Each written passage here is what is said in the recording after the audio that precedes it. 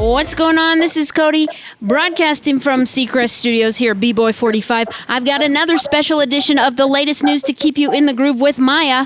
Maya, who do we have online today? Ella Balinska. Ella Balinska, how are you? I'm good. Thank you so much for having me. How are you guys? I'm great. I'm sure Maya's just short of perfect right this second. Maya, take it away, girl. Well, first, I just want to say I'm very starstruck right now. I can't believe I'm talking to you. Oh, no. And my first question for you is, who or what inspired you to start acting? So I'd say it was always one of those things that I loved doing. I really liked being in the school play, and I really, enjoyed sort of all the after school activities that I could do with the drama club. And I got cast as Alice in Alice in Wonderland, my school play. I didn't really know I was going to make a career out of it then, but I would definitely say that it was a moment where I thought, I really could I can do this, because I must be okay if I'm being cast as, the lead part in the play, which was quite exciting. So I'd say that was probably a big moment. And then getting into drama school, I think, was the other thing as well, going like, oh, okay, so people who get paid to teach other people to act think I can do this, right? Okay. hopefully this can be a career then. That's so cool. So do you have a ritual that you do to prepare for auditions? Yes, a bit. I think there's two different kinds of ritual for me, because there's the one where you do it at home with a self-tape, where you record yourself and you send it in to the casting director. And then there's one when you go to the actual casting office. So I'd say when I do it at home, I have a lighting setup, and I have a very specific way as to where I put the lights and the wall that I film myself on. And I listen to music that kind of is very similar to how like the character might be feeling, to get myself in the mood. So it's probably my one for home. But then going to the casting office, it's very strange. I learn my lines whilst I'm doing something else. So I have to be cooking, or I'll have to be tidying, or doing something like that to learn my lines. So whenever I go to auditions, I'm always around the house doing something, saying my lines to myself. Cool. So I love your show, The Athena. Thank you. And your character, Nyla, is amazing. Thank you. And can you relate to her in any way? Yeah, definitely. I think what was so cool about Nyla is that when I first got the audition through, and it was just, you didn't know all of her whole story. It was just sort of her in the scene. Immediately, you could see her trying to find her voice and trying to find out who she is and figuring out what she's good at. And I thought that was something that really connected with me in particular, because there's always a time in your life where you're trying to figure out what you're trying to do, like what's going on. And I think that character and her journey really was one of those things where in each scene, she was more and more discovering who she was. And that was something that was amazing to go through, especially with my castmates, because all of their characters were sort of going through the same thing. But with me in particular, it resonated because she just wanted to pursue what she loved, despite what other people thought she should do. And I thought that was something that was really, really important for that character. Cool. Yeah. Did you have a favorite episode to film? Oh, I'm curious now to see if an episode you watched was my favorite episode.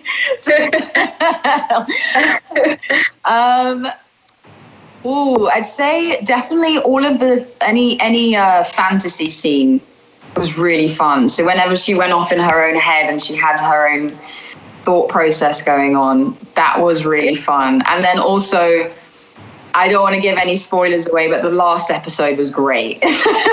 Yeah. Yeah.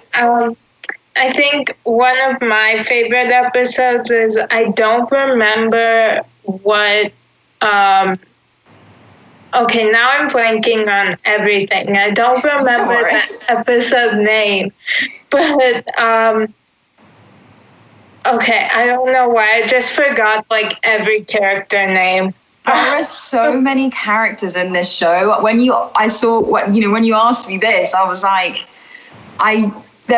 she went through so much. There's so much that she goes through. Plus she has her fantasy element, plus what happens in her day and the flashbacks. There's so much going on that it's hard to choose. Yeah. I have to say though, one of my favorite episodes is the one where one of the girls who's your roommate, when she's dating that guy and she realizes like he's just not good for her, and now I love that because I was like, yes. There was so he was great. That actor he's so funny. He's so talented. But we had some great laughs on set, especially filming those scenes. So I'm glad you liked it. Cool. So do you know, will there be a second season? Well, I have no idea at the moment. I think it would be really cool to see where her character goes, if it was either on a TV show or in a book or however it happens. So I guess we'll just have to wait and see. No idea, but it would be very cool. Yeah. Yeah, I'm crossing my fingers because I love that show. Oh, I'm so glad. And you're going to be in the upcoming thriller Run, Sweetheart, Run, with Clark Gregg, who I actually just interviewed a couple of weeks ago. Yes, Clark. We love Clark. Yeah, and you were in the short film thriller Room. What draws you to this genre of film? There's something really exciting about the constant game when you're in character, the sort of high stakes, like it's almost like a game of like tag, when you're just, the energy is going from one person to another person in the scene. And I think the thriller genre is definitely one genre that really amplifies that, because when the stakes are really high, suddenly your imagination's going, and then everyone's sort of in a similar tone, and it's kind of sharing this secret amongst each other. It's really fun. It's really, really fun, and it's just it feels like a game on when you're on set and when you're in character. Yeah, it's just exciting. It's really, it's like a roller coaster when you don't know when it's about to go, sort of thing. That's why I like it, I think. Cool. Yeah, thrillers are definitely some of my favorite movies. Yeah? Yeah. I wasn't so good with thrillers for a long time because because of the tension, used to make me very scared. Well, that's what like horror movies make me, like, they just terrify me, so I can't watch them. But I love thrillers. Yeah. Like certain ones that aren't so creepy. Yeah, I think when they can tie in with another genre, like a thriller comedy or a thriller action movie or something like that, I think that's when it works really well, because you get a little bit of a break from the constant tension. Yeah. Yeah. I think my favorite genre of thrillers are psychological thrillers. I think those are really good. Yeah, definitely. There's a fair amount of that in Run, Sweetheart, Run, which on set, the actor who I play with is his name is Pulu Asbeck, and he was Euron Greyjoy in Game of Thrones, and he is spectacularly good at that psychological, when the director says action and the cameras are rolling. Sometimes I had no idea what he was about to do. Which made it, again, really exciting and made me think almost at the same time as my character. Yeah, a little scary. Yeah. Seriously, some takes, there was genuine fear there. So you played Jane in the new remake of Charlie's Angels, alongside Kristen Stewart, Naomi Scott, Elizabeth Banks, Noah Centineo, and Sir Patrick Stewart, who I actually interviewed. Now I'm forgetting what month it is. Last month. You got it. Yeah. Okay. Like, the days are kind of blending together at this point. Oh, girl. You have no idea.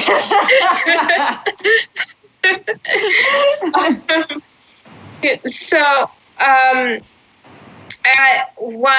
love that movie. And I was wondering, what was the best part of joining this iconic franchise? I mean, there's a part of me that's like, when the audition came through, I had no idea that it was for Charlie's Angels. So sometimes when you get the audition through from your agent, the production company will give it another title to keep it secret so that, the information about it doesn't go out. And it was called Silver Cloud. And I was like, I read the log line, which is the description of, what the movie is, and then the character breakdown. I was like, this is a really cool concept. Empowered women fighting crime as in a secret agency.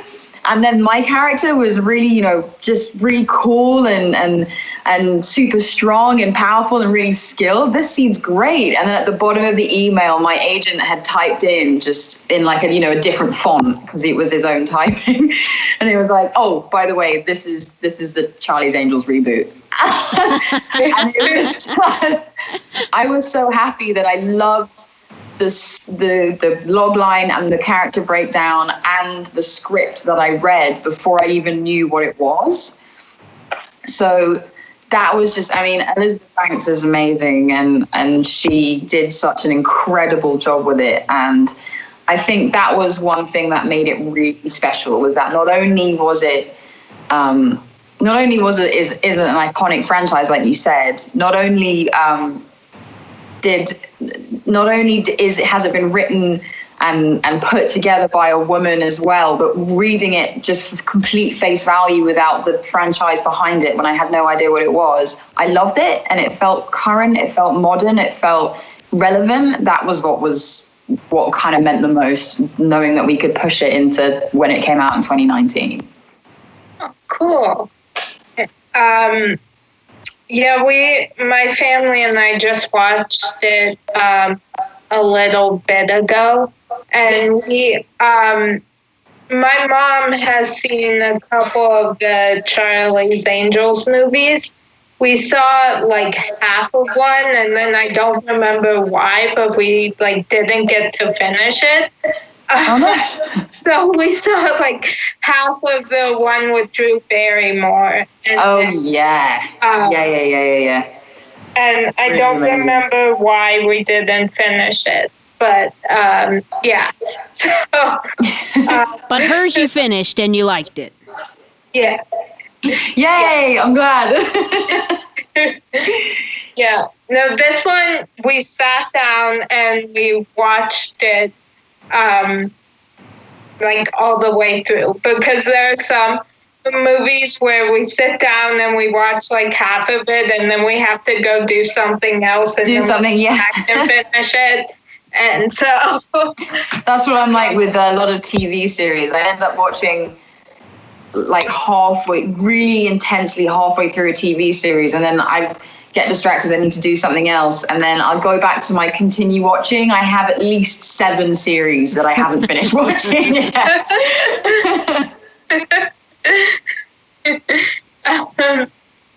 So, who would be your dream actor to work with?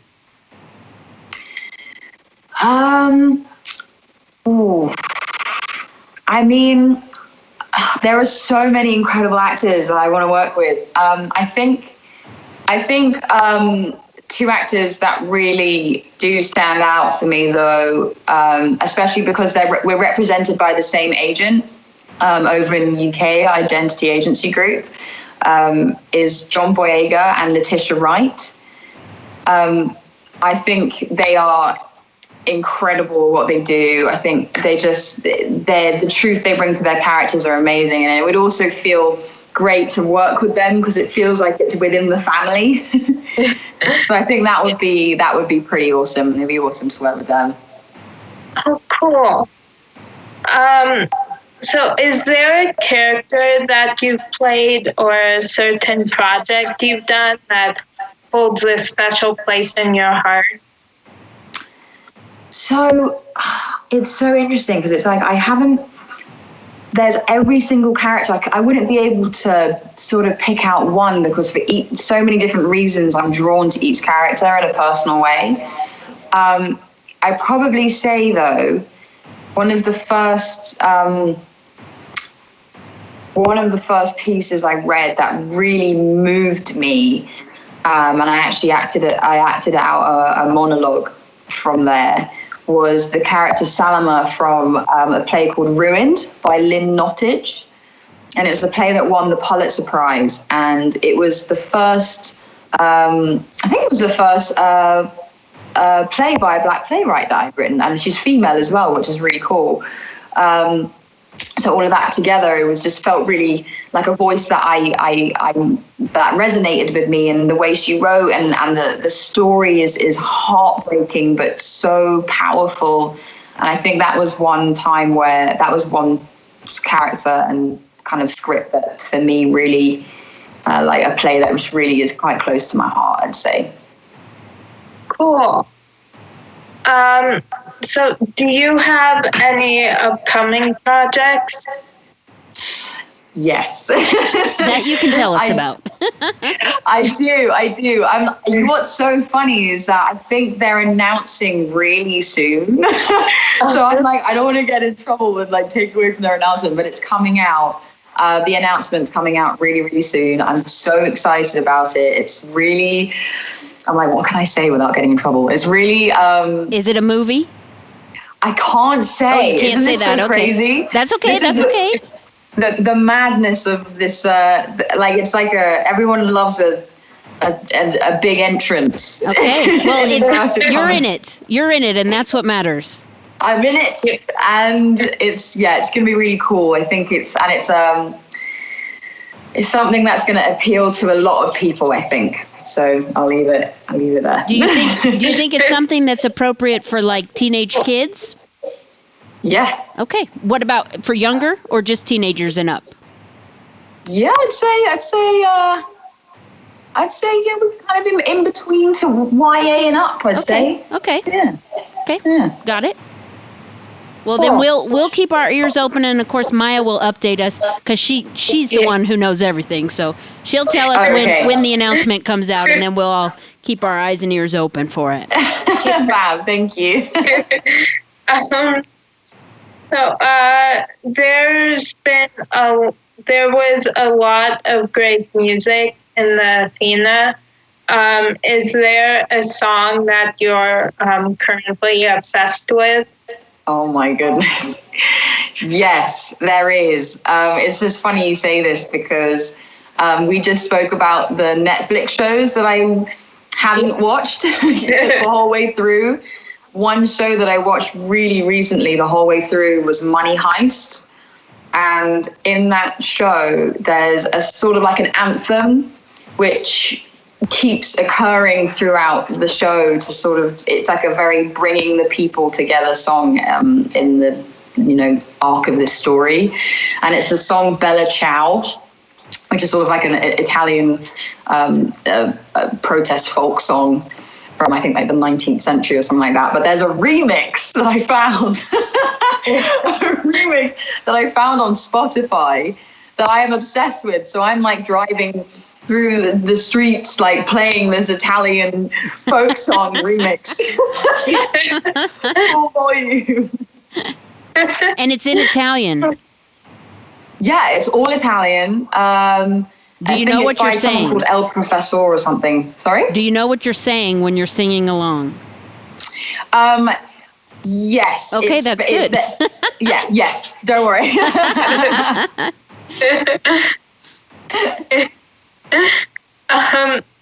So if you could have any song playing to announce your entrance into a room, what song would it be?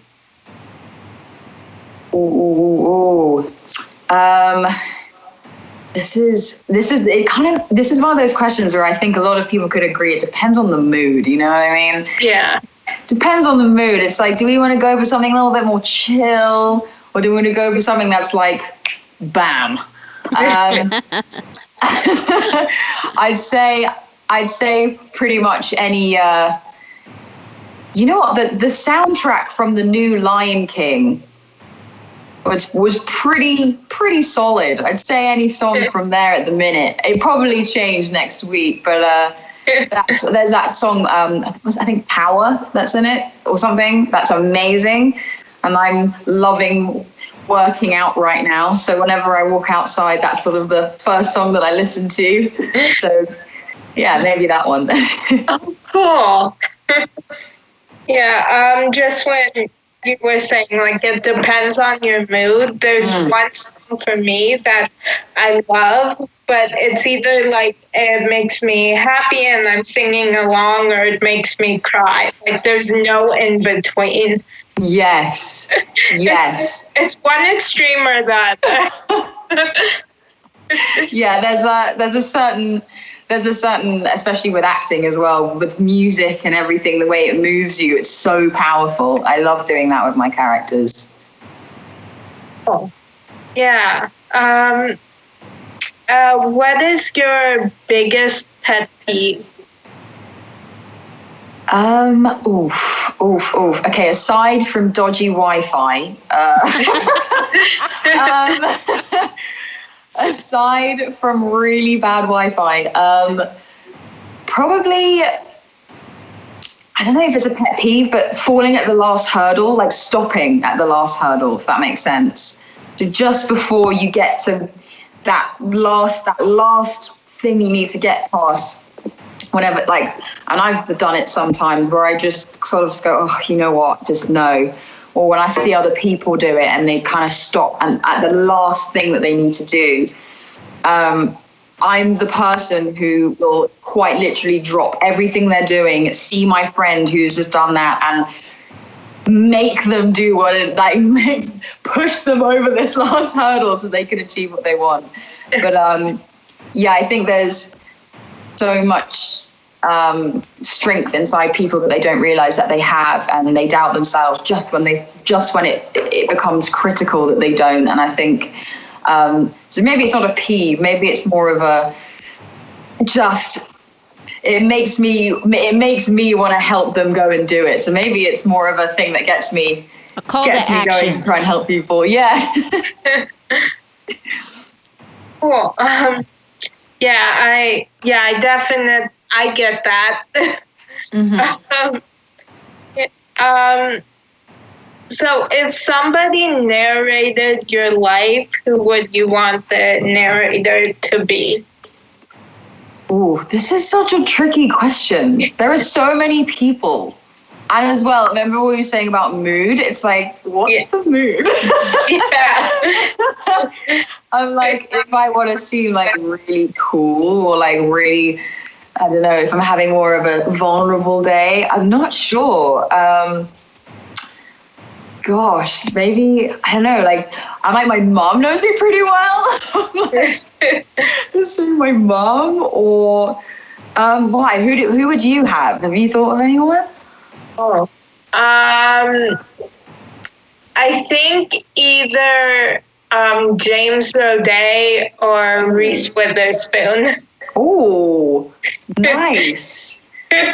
Nice. Oh my goodness. I love the idea of Reese Witherspoon. I love the idea of a female voice. I'm definitely behind that. I think that's really cool. Yeah. Yeah, I had to say James O'Day just because he's like one of my favorite actors, and yeah, fairs. But yes, I think having a female. Yeah, definitely. Just you know what? Someone whose voice I love, and she narrated a show on Netflix, is Janelle Monáe. Oh yeah. Her voice. And the way it just carries, and it's so engaging. I'm like, yeah, if anyone's going to narrate my life, hopefully they'll make it seem a little bit more interesting. So, I think hopefully Janelle can help me with that one. So what TV show character would be the most fun to hang out with for the weekend? Oof. Ooh. I'd probably say, so there's a show called Sense8 where they can all kind of connect with each other mentally.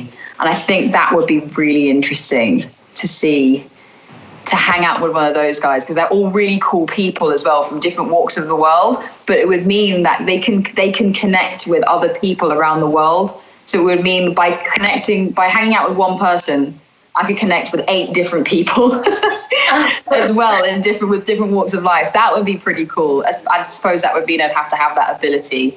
But I'm trying to think of like a cartoon character as well that I sort of like. Do you remember the Powerpuff Girls? Yeah. Yeah, they would be awesome to hang out. I think that would be quite fun.